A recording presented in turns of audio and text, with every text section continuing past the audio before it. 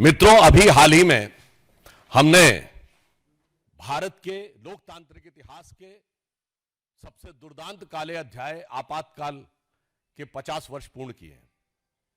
परंतु बहुत दुख की बात है कि कल पटना के उसी गांधी मैदान में, जहां आपातकाल के दौरान संविधान की रक्षा और संविधान के सम्मान के लिए जान की परवाह किए बगैर लाखों लोग एकत्र हुए थे, वहां एक ऐसी रैली हुई जिसके की बारे में इंडी गठबंधन के बिहार के नेता तेजस्वी यादव ने कहा कि हम संसद से पारित एक कानून को कूड़ेदान में फेंक देंगे। यह बहुत गंभीर विषय है। उन्होंने वक्फ बोर्ड के कानून के लिए कहा कि हम इसको कूड़ेदान में फेंक देंगे, जबकि वो भारत की संसद के दोनों सदनों से पारित है, कोर्ट में विचाराधीन है। एक नहीं, आधा दर्जन हाई कोर्ट के जजमेंट बहुत स्पष्ट रूप से इलाहाबाद हाई कोर्ट और कलकत्ता हाई कोर्ट के जजमेंट उनके पक्ष में है। इसका अर्थ यह हुआ कि न संसद का सम्मान न न्यायपालिका का सम्मान। वोट बैंक की चाहत में जो कुछ बोला गया है तेजस्वी यादव और इंडी गठबंधन के अन्य नेताओं के द्वारा, उससे साफ है कि यह संविधान को कूड़ेदान में फेंकने की 50 साल पुरानी मानसिकता से बाहर नहीं आ पा रहे हैं। 50 साल पहले भी सियासत के तराजू पर तौलकर संविधान का सम्मान कितना करना है और कितना कूड़ेदान में फेंकना है, वो तय किया था। 50 साल बाद उसी पटना के उसी गांधी मैदान पे वो सियासत की बिसात बिछाई जा रही है कि एक बार फिर संवैधानिक व्यवस्थाओं को तार तार कर कर उसे कूड़ेदान में फेंक देना है। परंतु भारतीय जनता पार्टी और एनडीए गठबंधन इस बात के लिए कृत संकल्पित है कि हम बाबा साहब अंबेडकर के संविधान को, उसके किसी भी प्रावधान को कोई कूड़ेदान में फेंकना चाहेगा तो हम उसे नहीं होने देंगे। और मैं यह भी स्पष्ट करना चाहता हूं, जो बात पहले भी कही जा चुकी है, वक्फ बोर्ड के जिन प्रावधानों के विरुद्ध इंडी गठबंधन के नेता बार बार बोल रहे हैं, क्या वो प्रावधान सऊदी अरब में लागू है जो इस्लाम की जन्मस्थली है? नहीं। क्या इंडोनेशिया में लागू है जो सबसे बड़ा मुस्लिम देश है? नहीं। क्या टर्की में लागू है जो खलीफत की सीट रही है? नहीं। क्या वो पाकिस्तान और बांग्लादेश में लागू है? नहीं। जो आईएसआईएस की भूमि है, सीरिया और इराक के हिस्से, वहां पे लागू है? नहीं। तो मैं पूछना चाहता हूं इंडी गठबंधन से कि आप बिहार में क्या सऊदी अरब, इंडोनेशिया, टर्की और आईएसआईएस से ज्यादा बड़ा शरिया का कानून लागू करने की सोच रहे हैं? हमें इस बात का सीधा और साफ जवाब चाहिए। जहां तक धार्मिक पक्ष की बात है, तो समाजवाद का चोला ओढ़े हुए ये जो राजद समाजवादी पार्टी यानी सपा जैसे दल हैं, मैं पूछना चाहता हूं, समाजवाद तो कहता है ना कि इक्वल डिस्ट्रीब्यूशन ऑफ वेल्थ होना चाहिए, गरीब को अधिक से अधिक हिस्सा मिलना चाहिए। और आप क्या कह रहे हैं कि ये 39 लाख एकड़ जमीन पे चंद सरमाएदारों का कब्जा होना चाहिए, चंद मुल्ला मौलवियों का कब्जा होना चाहिए। यह एक सोची समझी व्यवस्थित मानसिकता है जो समाजवाद के विचार के बिल्कुल विरुद्ध है। और इसके अतिरिक्त सिर्फ इतना ही नहीं है, इनका विचार संविधान को किस सीमा तक तार तार करने का है। ये लोग गरीब और मजलूम मुस्लिम के हक के साथ नहीं खड़े हैं, जिसके साथ समाजवाद को खड़ा होना चाहिए। ये चंद मुट्ठी भर सरमाएदारों के हक के साथ खड़े हैं, जो कि मजहब का नाम लेकर उनका शोषण करना चाहते हैं। इसलिए राजद और सपा का समाजवाद कतई समाजवाद नहीं कहा जा सकता, जिसे आजकल सोशल मीडिया में इस प्रकार का एक वर्ड यूज होता है कि नमाजवाद कहा जाए तो अतिशयोक्ति न होगी। जहां तक इस्लाम धर्म के, इस्लामी अकीदे के मुकद्दस रवायतों का सवाल है तो बहुत साफ कहना चाहता हूं, कुरान में वक्फ नाम का कोई वर्ड नहीं है। यह मुल्ला मौलवियों का अपना क्रिएशन है।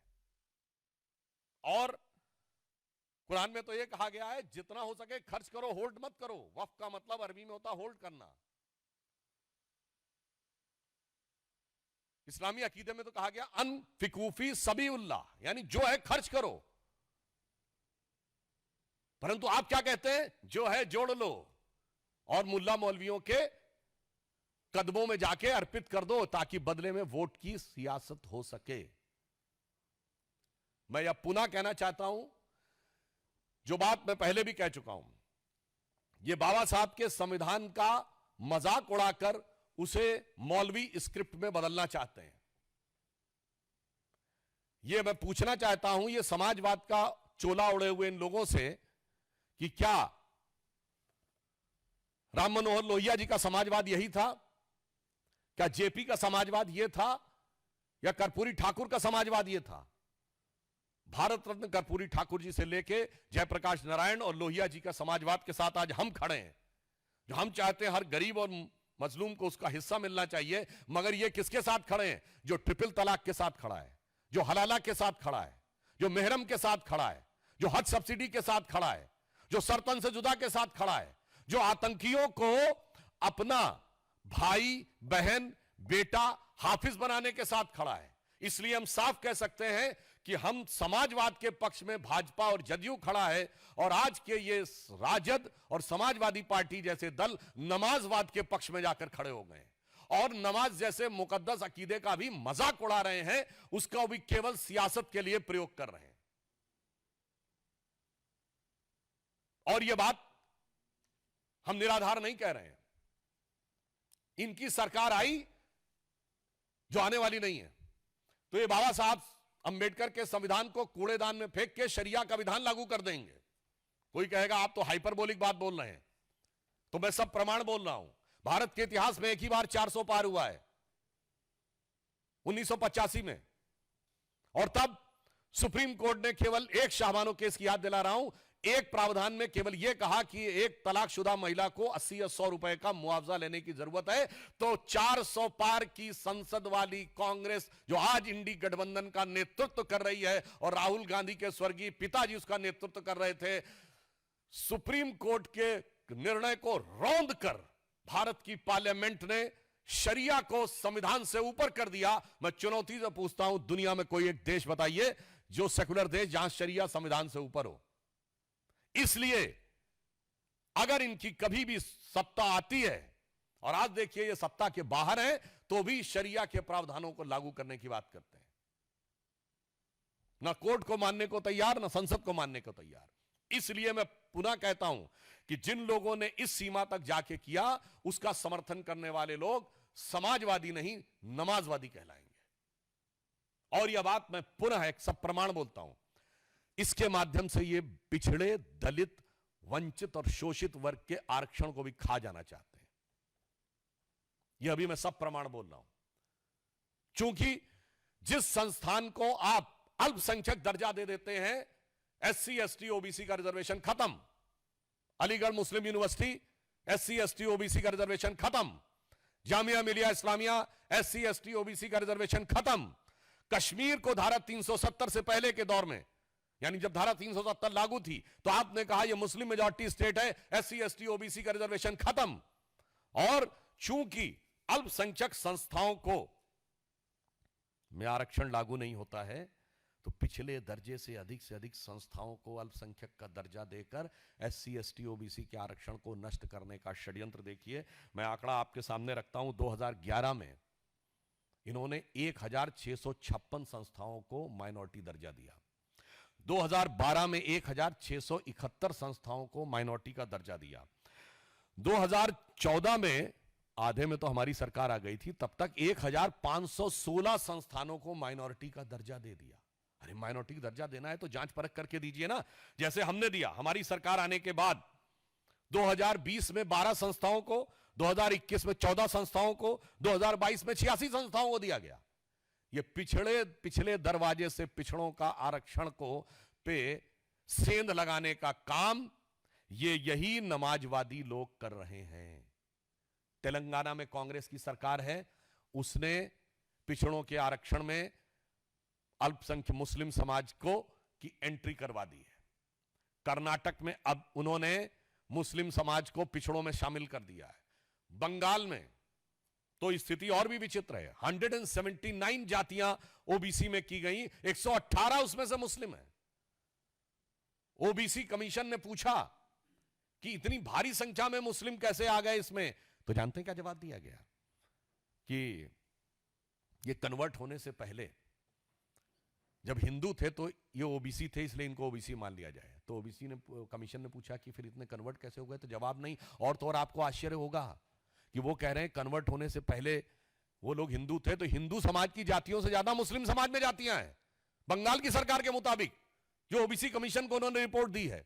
इसलिए मैं कह रहा हूं ये समाजवाद नहीं, ये मुल्ला मौलवी का नमाजवाद है। ये इस्लामी अकीदे का नमाजवाद भी नहीं है, ये मुल्ला मौलवी का नमाजवाद है। इसलिए ये पिछड़े, दलित और ओबीसी के आरक्षण को जिस ढंग से नष्ट करने का प्रयास कर रहे हैं, जिस ढंग से उस पे पिछले दरवाजे से सेंध मारने का काम कर रहे हैं, श्री नरेंद्र मोदी जी के नेतृत्व में भारतीय जनता पार्टी और एनडीए की सरकार इसे कदापि नहीं होने देगी। वक्फ बोर्ड के बारे में मैं पूछना चाहता हूं, अगर आपके दिल में इतना दर्द है, तेजस्वी यादव जी, आप जवाब दीजिए कि पटना में वक्फ को लेकर लालू प्रसाद यादव जी का संसद में 2010 का दिया गया बयान है कि बहुत गड़बड़ हो गया है, सब जमीन अमीन कब्जा कर ली गई है। तो कहते हैं कि वो आधा बोला गया। तो मैं पूरा सवाल पूछता हूं, बताइए इतनी वक्फ की संपत्तियां हैं, कितने अस्पताल हैं उस पे, कितने यतीम खाने हैं, कितने कॉलेज हैं, कितनी यूनिवर्सिटी हैं, कितनी मुस्लिम तलाकशुदा और बेवा महिलाओं के लिए कोई संस्थान बना है, कितना दिव्यांग मुस्लिम समाज के दिव्यांगों के लिए क्या बना है, कौन सा मुस्लिम रिसर्च इंस्टीट्यूट बनाया गया है ना।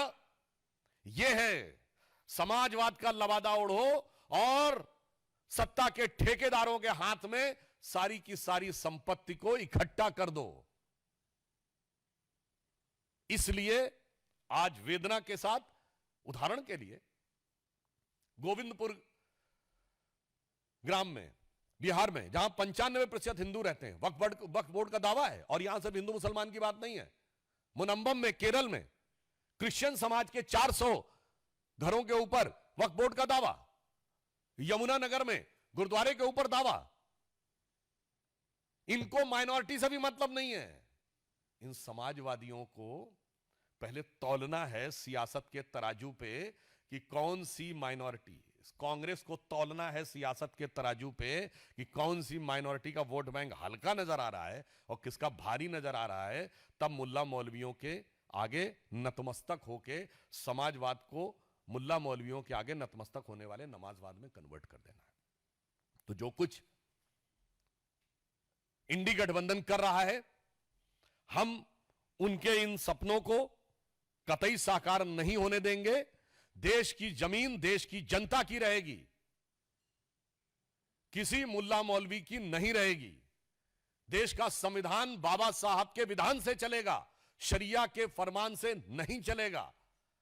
आपने अपने दौरे हुकूमत में शरिया के 1 दर्जन प्रावधान बाबा साहब के संविधान में पिछले दरवाजे से लागू किए।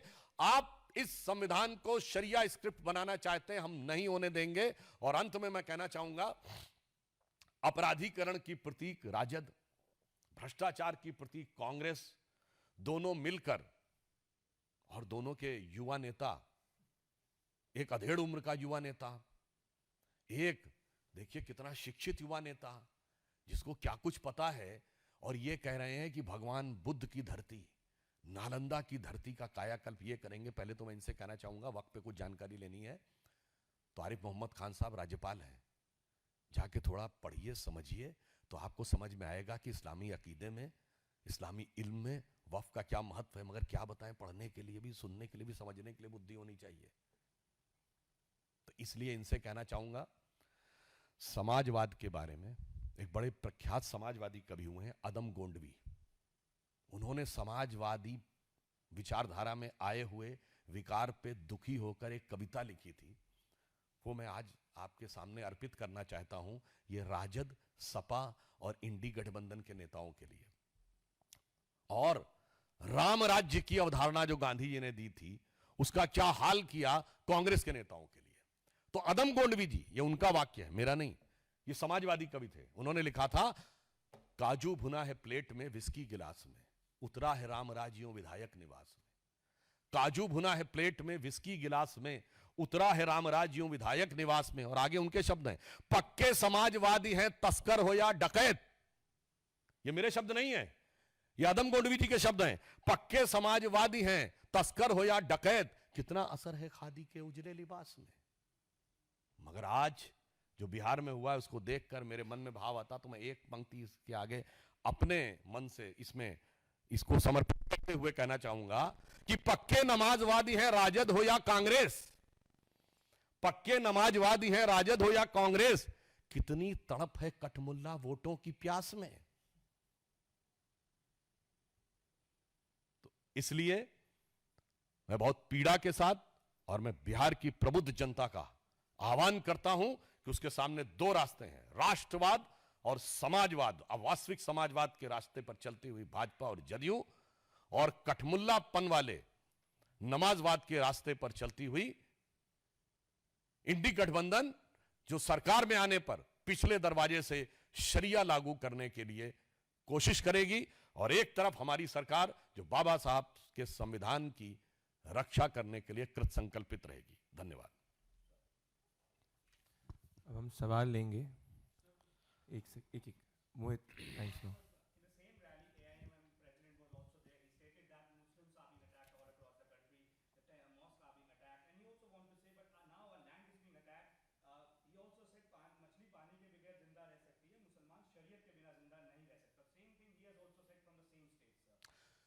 जो आपने कहा, whatever you have said, you have quantified and qualified my statement.